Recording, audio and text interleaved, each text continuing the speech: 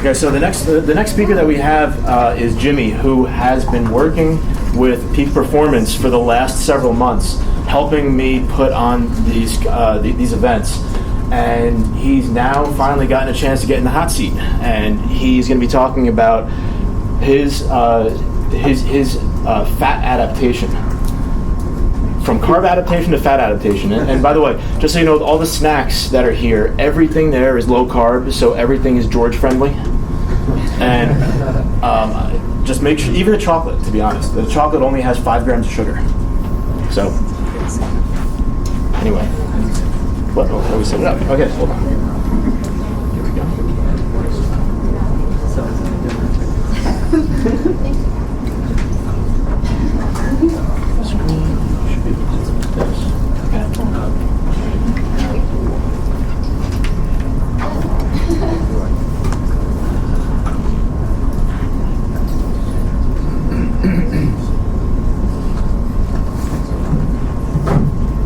All right, everyone. First of all, I would like to thank you guys for showing up. I've been following George's footsteps. He's really the mastermind behind these events. So he's teaching me a lot in terms of putting on events. So thank you for coming. I'd like to share a little bit about myself before I get started. I have a background in athletics. I played collegiate soccer.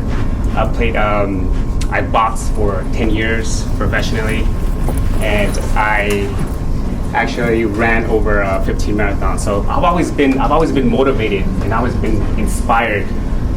How can I optimize my performance with nutrition? So I've always been fascinated with this subject matter, and there was definitely a lot of trial and error, And throughout these years, this has been, out of the dozens and dozens diets that I have tried, this by far has given me like the best performance. Okay, so let me give you a little historical context. Anybody know who Ansel Keys is? Ansel Keys? You do? Oh, okay. Yeah. Well, Ansel Keys was one of the leading scientists back in the 70s. In 1976, there was a big, the epidemic was starting to rise. Cardiovascular health, heart disease started coming up. And politicians, the Senate, the top leaders in public health got together, and they were trying to figure out what is causing the problem. Why has heart disease gone up in that alarming rate? So what Ansel Keys did, he started doing research with other scientists. He was the one that was spearheading this research. And he tested 22 different countries, their diet. And he also did some studies with, some research with animals. It so happens that he was actually feeding high-fat cholesterol foods to herbivores, rabbits, deers, right? And everyone knows that they don't eat that stuff. Once they eat it, it practically killed them within a few weeks. So he also found some analysis from other countries that actually contradicted his data, but he actually just wrote that off and just picked up the data that supported his research. Let me back up a little bit.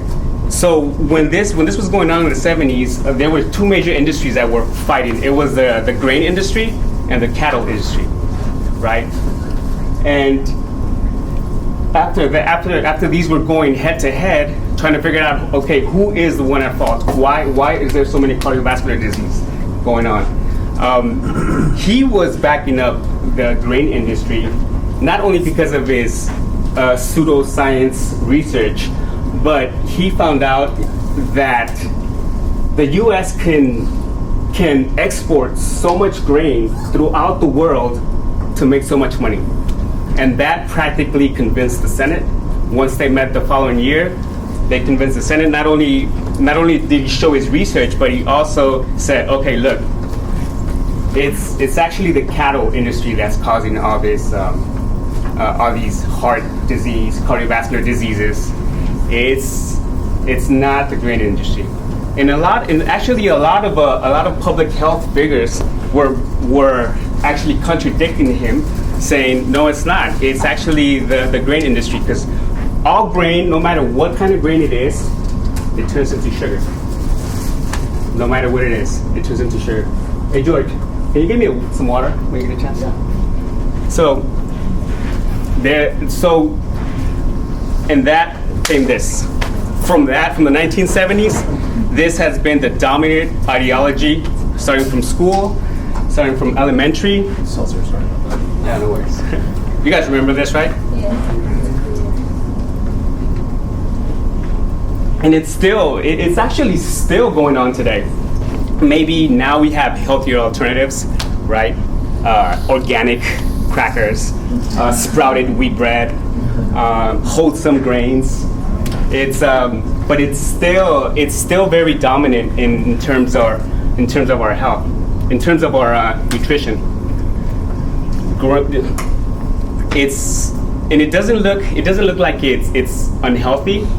But if you think about it, anytime we have to use modern grain milling to pulverize it, shred it, make it into powder, turn it into a flour, it's not really food. It's not really food. And it's actually, this is the most it was the first processed foods. It was actually wheat. Wheat was the first processed foods, and it's most of the processed foods.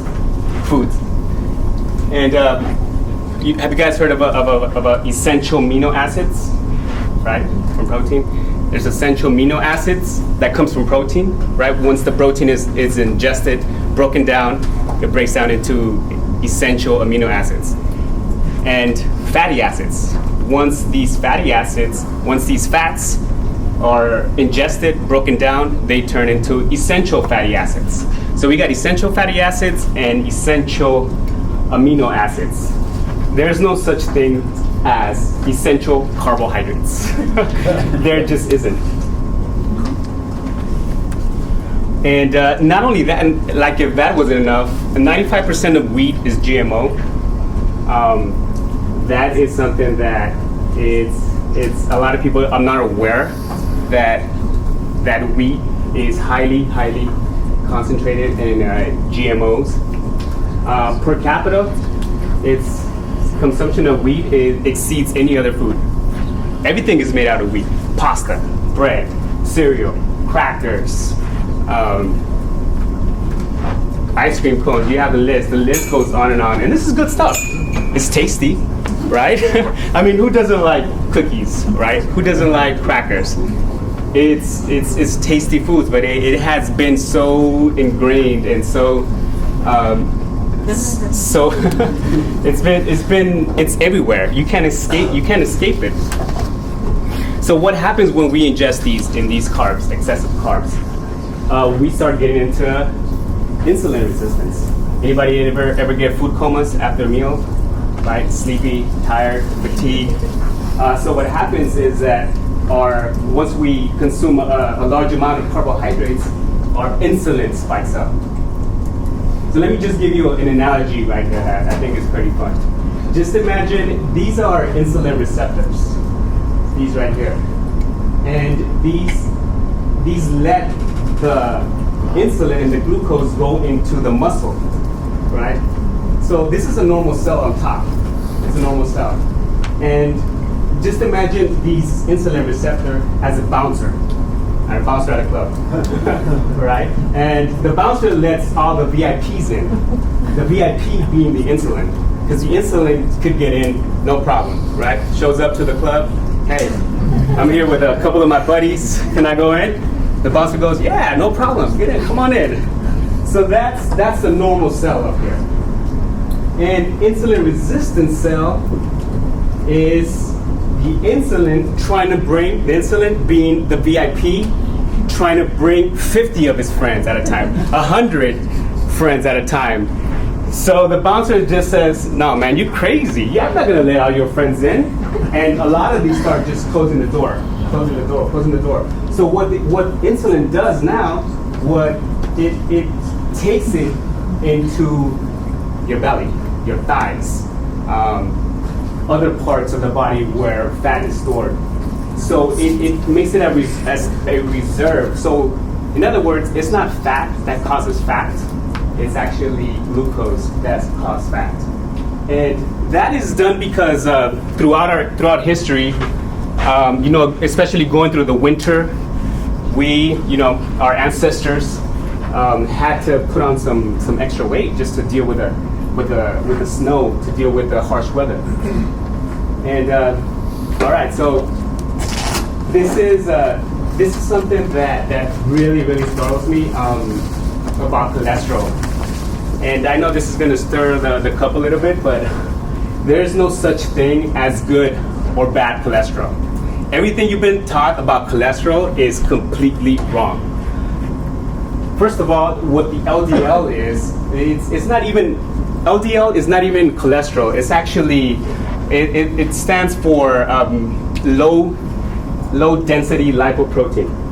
So what this does, it actually carries the cholesterol to the artery to heal it.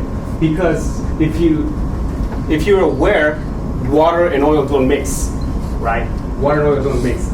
So what the LDL does, it carries the cholesterol to the lining of the artery to heal it. And how does it get inflamed? How does it get irritated? It's through sugar, fructose.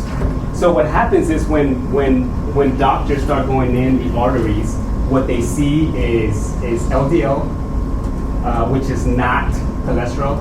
It's a protein. They find it with cholesterol that's oxygenated. So it's kind of like if you let's say a criminal shot someone, right?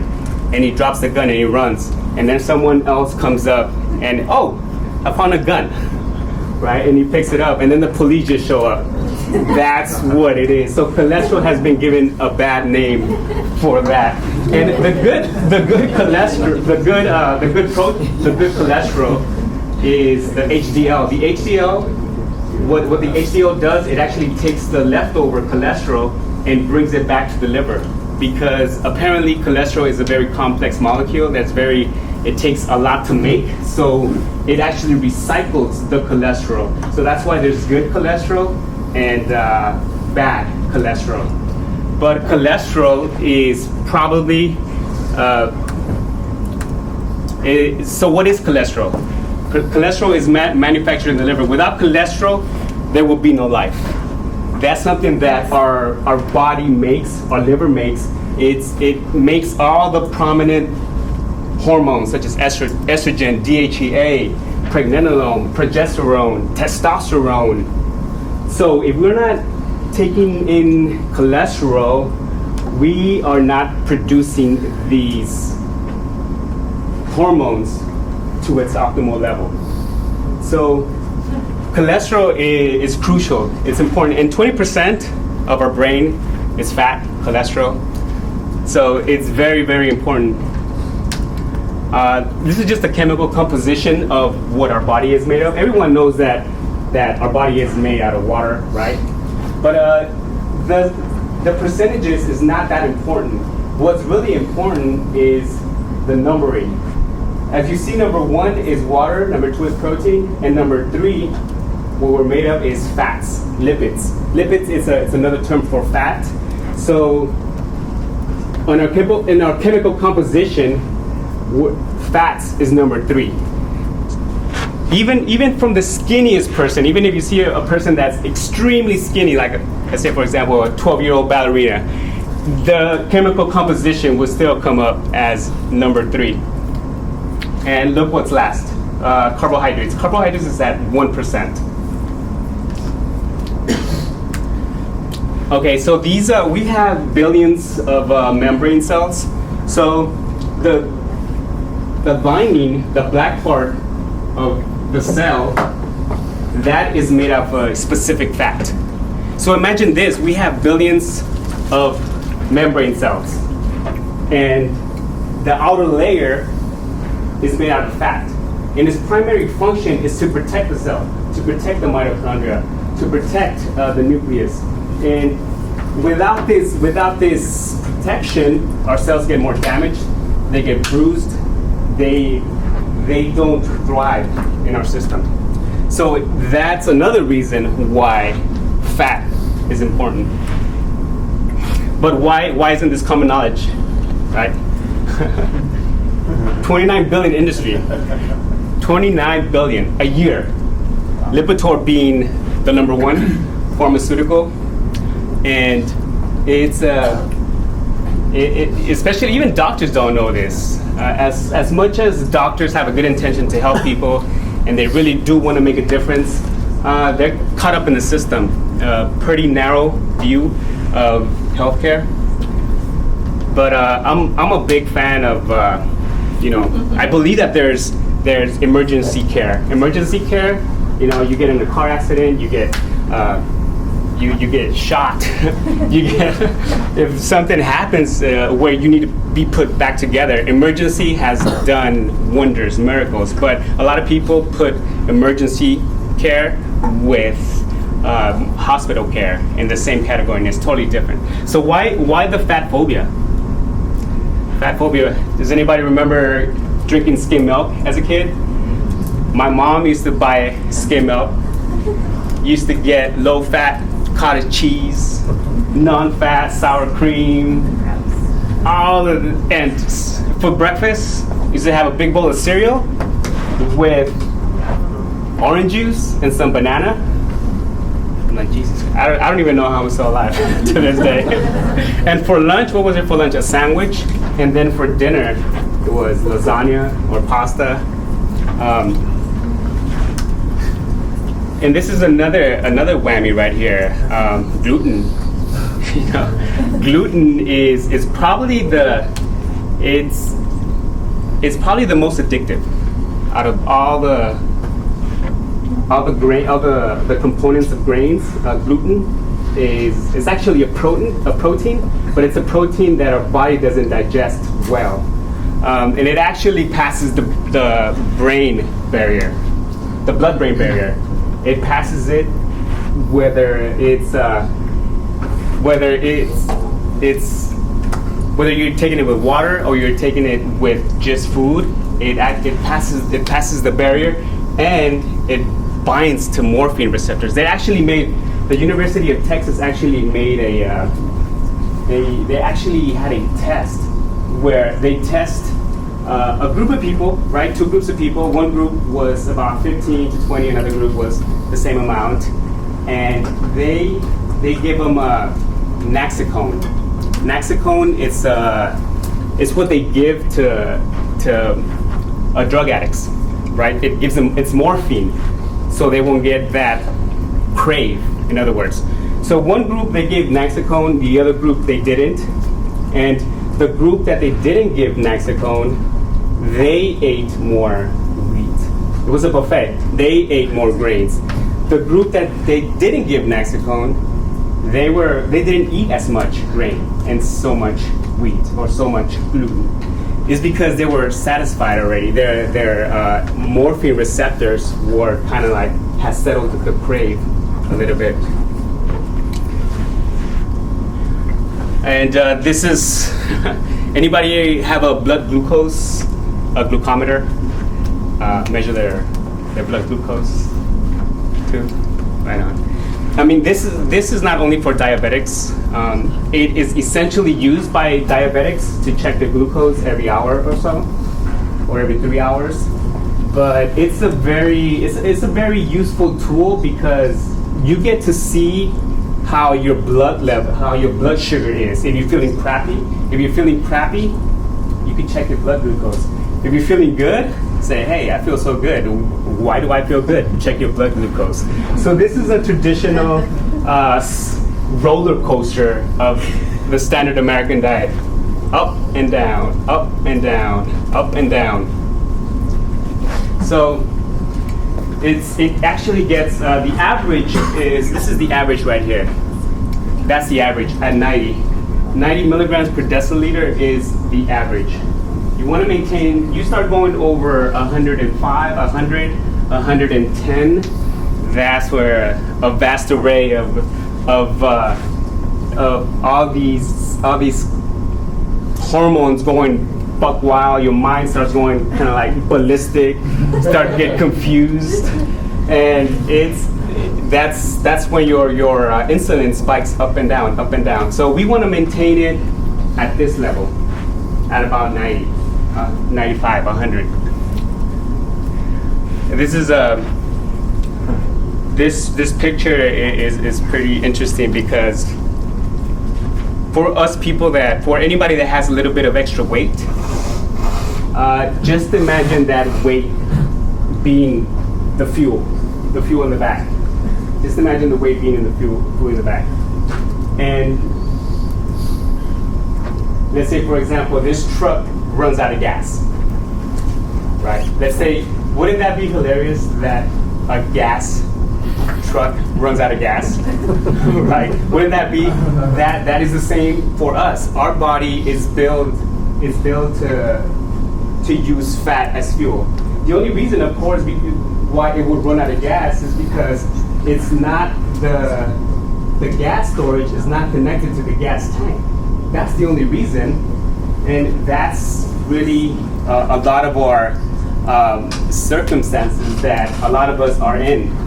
We have the fat, but actually we don't have the connection to use that stored fat as fuel.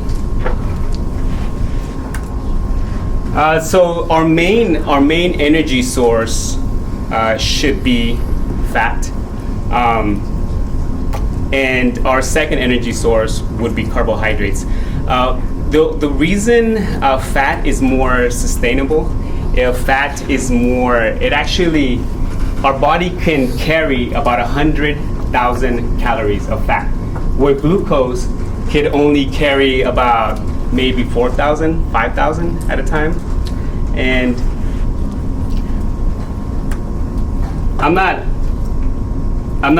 well, let me rephrase that. I'm not saying that everybody should be in a fat adapted keto state, right? But people that actually are having issues or having trouble with spikes of insulin,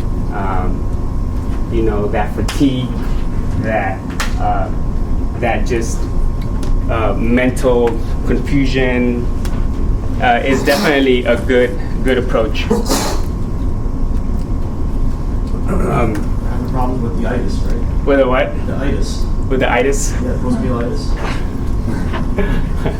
All right. So let's we went through the problems. Okay, now let's go into the strategies. Right. Is anybody here ever tried a paleo diet, keto diet? What were your experience with it? I'm on keto diet. It's been six months. 6 months? Yeah. So the problem is actually to switch back. To switch back. Yeah. Like if I wanna get drunk, I just need to eat some bread and pasta. If you need to get what? Yeah. If I wanna get drunk, If you want to get drunk? yeah, just get some carbs and then I go nuts. Right. Yeah. Yeah, that's probably a good approach. Well, actually, beer. That's what beer is. Beer is practically liquid bread, and that hurt for me because I used to brew beer. And that was actually a biggie for me. But yeah, beer, as much as I hate to say it, is actually liquid bread. I know, but the beautiful thing is that there's other options. There's wine coolers. There's wine. There's Zima, right now. Zima, you guys are too young for Zima. Zima was a fruity drink back in the day. There's what else? There's good whiskeys, good scotch. So it's not like vodka. There you go. So it's not like you have to give up alcohol, but that's just the truth. It's just like liquid bread. All right, so the solution, let's look into the, actually these are rookie mistakes that a lot of people, when they first start approaching a ketogenic diet, they don't really, it's hard to stick with it. It actually is, it's not easy, but once you get through that threshold, it's smooth sailing after that. So one of the mistakes is that they don't take enough salt. The reason we need salt, well, first of all, salt has about 72 minerals. I'm talking about real salt. Real salt, Celtic salt. I'm not talking about the, what's the one with the umbrella, Morton's, right? That factory is actually next to a paint and thinner factory in Chicago. Yeah. Just to let you guys know. But this Celtic salt is phenomenal. This is the top of the. This is the real McCoy. This is the real salt. Pink Himalayan is good salt, but it doesn't contain as many minerals as Celtic salt. Celtic salt, you can get it at Whole Foods. You can get it at Rainbow. It's really easy to get, and a good way to distinguish. It has a grayish color. It's sticky, it's a little sticky and grayish. So it's actually sticks to the bag when you pick it up. It sticks to the bag. That's how you can see it still contain all the minerals. And another rookie mistake is that when people go into the ketogenic diet, they actually start taking the trans fats. The trans fats from the shortening, the fries, the fried food, the margarine. That is a complete, just the vegetable oils. Even though it says vegetable, right? So people say, "Oh, vegetable oil must be good for me." So this is a common mistake that a lot of people make.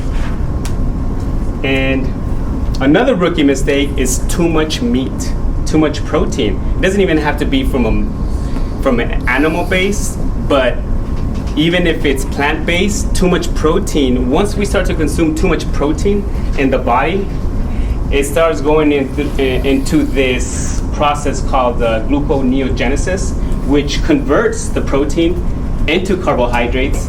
Then the carbohydrates is stored as fat. So this is a good pyramid. I think this is one of the good pyramids. I mean, if you're vegetarian or vegan, there's ways to get out of the meat, but it's a little bit harder, but it's possible. It's definitely possible. But what the diet mainly consists of is, as you can see, a lot of fat and a lot of vegetables.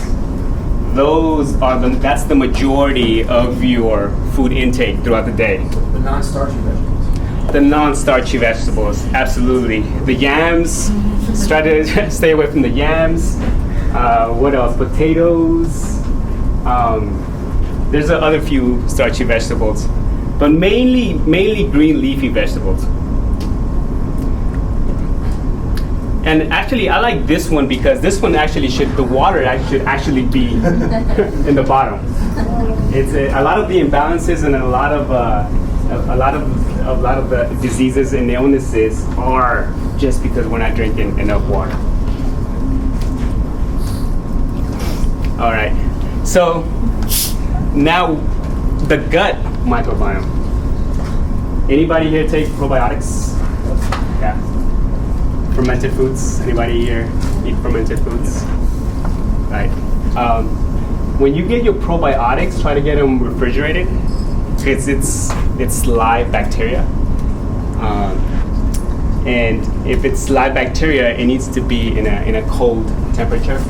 So, and also another rookie mistake is people don't take enough prebiotics. When you take probiotics, you need to take prebiotics, because prebiotics mainly comes from vegetables, and they actually need some kind of sugar, some kind of light sugar, to convert it into good healthy bacteria in the gut.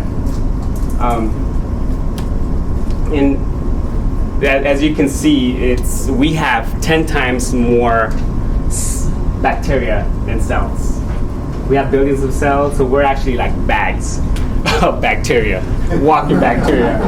I mean, it's the truth. I mean, we have bacteria even in our skin, outside of our skin. So that is really, really, really important. These are some of my favorites, with the exception of KVAS. All of these are phenomenal choices of probiotic-rich foods. And of course, you have to be careful with the yogurt and the kefirs, because a lot of those, they do put a lot of sugar in those. But all the other ones are excellent sources of probiotics. And this is one of my favorite, miso. Anybody been to Rainbow grocery store? Yeah. Rainbow? Yeah. For people that haven't been to Rainbow, it blows Whole Foods out of the water. Seriously, it does. I mean, you don't pay for the chandelier, you don't pay for the marble flooring that Whole Foods has, but they have an awesome, amazing selection of quality food. Some of it is expensive, of course, but they have very, very good value. A question. Oh, yeah, sure. So I heard in kombucha there's no scientific evidence it's actually good for you. As a matter of fact, it might as well be bad for your health. What do you think? That it's not good for you? Yeah. So there's no scientific evidence for Right. health benefits. Oh, the question is that there hasn't been any scientific evidence that kombucha is good for you. Well, with the testing depends also which kombucha they tested, because there are some brands that are not so great, that it doesn't contain as many bacterial organisms in there. Some contain about 1 billion, and it can go up to 10, 15 billion. So between 1 billion and 15 billion, there is a major gap. So it depends which brand they tested, and but it's a fermented drink, and I can't really say that I can't really speak for a certain product, but I know when I take it for myself, I could definitely feel something. Be able to see them. Yeah. So what about the fact that the SCOBY eats the sugar? Right. SCOBY, so it's fermented tea, but Right. at the end, is there sugar? The in sugar it? is Completely depleted. gone? Yes, completely gone. It is actually converted into good bacteria. If you make it less likely in a commercial product. I'm sorry? Less likely in a commercial product, because they Right. just want to create something flavorful. Right. Yeah, and some of these kombuchas have a little bit of more sugar, so you gotta be careful with that. But even through thousands and thousands of years, we have been consuming fermented foods. We have been using probiotic-rich foods, and it's been going on for a while. So I think we're catching on. It's a 2,000-year-old beverage. Yeah, 2,000-year-old beverage. Thank you. It's I think we're catching on, right? It's 2014. I believe that the fat revolution is on track.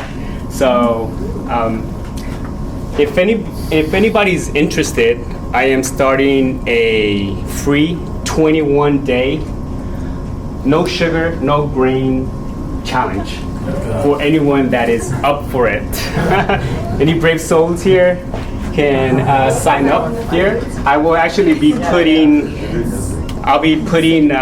all your meals together. Not me personally, but I will actually email you like what to eat for breakfast, what to have as a snack, what to have for lunch, what to have as a snack, what to have for dinner. Every day it's going to be the same thing every day for a week, but it's going to be different for breakfast, it's going to be different for lunch, it's going to be different for dinner, and because I can be up here and just babble, but you don't really know until you experience it. Questions? Yeah, on that note, what is your typical nutrition look like? What's an example of your meals and stuff? Well, in the morning will probably be some some avocados, some boiled eggs. I also provide a strategy. I also provide a strategy where you would do your preparing once or twice a week. So like that, you pretty much stocked. What else? For people that eat meat, there would be some grass-fed meats. There will also be some tallow. Tallow is a fat that comes from cattle. That would be raspberries, coconut cream. Coconut cream is a good one. A lot of good grass-fed butter. Some good almond butters, seed butters. How Yeah. come no starch and carbs like yams or potatoes, sweet potatoes? Oh, because those just spike up your insulin. Yeah, they spike up your insulin, and once it spikes up your insulin, it removes the effect of the ketosis. I actually read that the fats and the carbohydrates is the combination, Right. but it's not one or the other, it's the combination. Right. Yeah, but that's the standard American diet is the combination of both. It's high carb and high fat. Right, so you could do one or the other. Well, the carbs. Well, I mean, if someone is doing high carbs, it's still a lot of sugar. You have to have a non-fat. But everyone has a different threshold. Everyone has a different tolerance towards. Like some people can be in ketosis with 60 grams of carbs. Some people need a little bit more carbohydrates. It depends if you're an athlete. So it's tailored.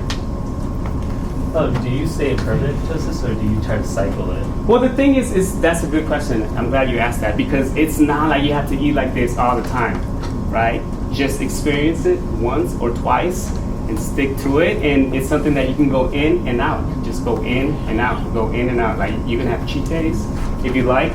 Or do you think it's beneficial What's that? to cycle? Do you think it's, Yeah, it's a cycle. Yeah, you could do cycles. So then it's up to you. Once you experience how you feel, it's all like I haven't had cheat days just because I just like the way I feel. Jimmy, great presentation again. So I have a question for you about your meat. So you said like eating too much meat is a problem too. So Right. What would you suggest like how much meat like per week? Right. I was probably have it about 3 times a week. If you're a meat eater, 3 to 4 times a week. And another question about this diet. People tell me that you get bad breath with ketogenic diet. Is that true? Well, some people, I haven't, well, I don't know but I haven't experienced, because I have a few friends that are doing keto and I haven't really experienced anything, but it's kind of like a cleanse, right? When someone's cleansing, a lot of contaminants, a lot of impurities and toxins are being flushed out, and some of them comes out through your breath and some of them comes out through odor, some of it comes, but that's, cleansing, detoxification, that's another, I wish I could talk about that. That's another presentation, but that's one of the foundations of longevity and health.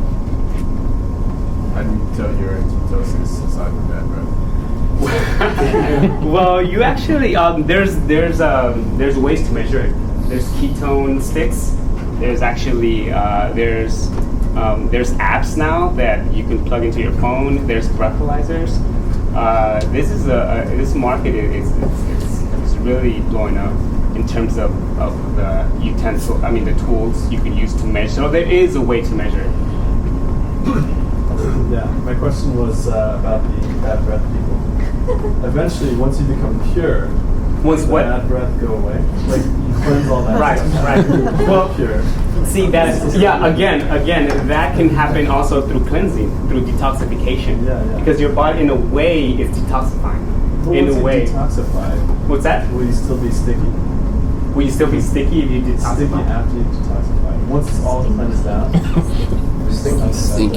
Oh, stinky. No, it's a process, and you might also even get the keto flu, right? You might get like the keto flu where you don't feel so sharp and so alert and so focused. You might get like a little keto flu, but again, it's like cleansing. It's like detoxifying. You have to go through shit in order to go to another First the other starter, side. Do you have any like strategies to how to cope with the keto through the food? Any strategies to what? Yeah, like how to cope with like keto food. Oh, with the keto You're trying to, food? like, Just make sure you're not working, tough it out. It's just be on the grind. Bulletproof coffee is awesome. You should do a Facebook group for the people who are going to sign up, so I want to hear what people Okay, yeah, I'm gonna start in a couple of weeks, and I'll give you a chance to clean out your cabinets and your refrigerator from all the junk food, right? Because you don't want to throw it away. So, what is the threshold? You mentioned at the beginning. What's that? What is the threshold? You mentioned that at the beginning it's hard, but then after a while, it gets easier. What was your experience? How long My did it take? experience is I actually went through it really quick because I don't know, maybe it's because I've always had a clean diet, so. Yeah, but it's how long different. did it take for you? Oh, for me, it just took me about like 4 days. Okay. Some people it could take a couple of weeks, 3 weeks, a month. But normally it doesn't, the keto food doesn't last that long. It only lasts a couple of days. So thank you so much. This was my second presentation. I know I was a little bit nervous, but thank you for listening. That was awesome. Yeah. One thing, we have one more question. Yes, I just want one more comment there, and regarding the changes coming out, that the FDA passed the new nutrition label law on the 20th of May 2016. The FDA actually passed a law that June 2018 all foodstuffs have to actually have on the label how much added sugar there is in the product. Finally in the US, finally. Ah, nice. So that's a big change. Kind of like a RDA, like a recommended daily. No. It has to say how much added sugar is in the added product. sugar. So they don't have to do it. Oh, that's awesome. When does that start? It's by law the 26th of July 2018, but the law is passed Okay. now, so they have a 2-year probation period. Oh, right on. So it's a big change. That's awesome. Cool. Finally. By the way, guys, I just want to have everybody stand up for a second. I just want to take a stretch break with everyone and teach you guys something, a really interesting trick that I learned to be able to re-energize yourself. So while we're getting the next presentation up, one of the interesting things you can do to re-energize yourselves, first of all, put your hands up in the air, stretch, reach, ceiling, all right, stretch them out. You twist around, get the blood flow going. And then the real trick is taking your ears, and I know this looks like I'm bullshitting you, but taking your ears and yanking on them in a circular motion around the outsides. Because what this does, I don't know how, you will feel a little more energized than you did when we were all sitting down. And your ears will be red too. And that'll be really fun for me to look at from upstage.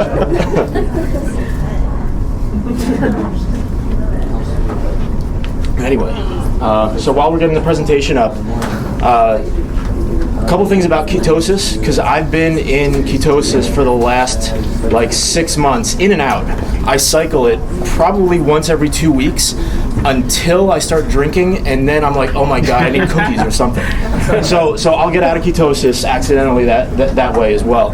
But I notice when I'm at the gym, I'm not able to pump as hard as I could when I was carb adapted. You actually have to supplement with fat in order to have the energy to work out. Technically, it would be supplementing with ketones, which there really aren't any good products out there on the market yet for ketone supplementation. Somebody will probably invent something called either ketone salts. They're invented, but they're not very good. But when it comes to being in a state of ketosis for a while, you'll notice that the probiotics or the microbiome, especially in your gut, will drop. You will not have as much diversity of bacteria in your gut because there is no starch in your diet or not much fiber in your diet to ferment. So I've had to make sure that I take a lot of prebiotics along with the probiotics. Because even if you take probiotics, you don't have the bacterial environment in your gut to make sure that you can actually sustain the bacteria that you're ingesting. So you have to have an environment that will breed more bacteria with the probiotics. So what I use is something called resistant starch. It's just a powder that doesn't really have much carbs to it, and it doesn't spike insulin when you take it. But I take that as my prebiotic along with the probiotic. Anybody have any other questions about ketosis? We're ready. Yeah. Battery shortage. Okay. All right. Well. So George, Yeah. Davis Ray, you need to change triglyceride oil. Yes. Convert to MCT oils. Yes, that's what I take before I go to the gym right now. That's what I take MCT oil. I also put that in my coffee, and I drizzle it on every goddamn thing that I eat. Seriously, I make it fattier. So anyway, are we ready to rock? Change this place every 3 years. The resolution was about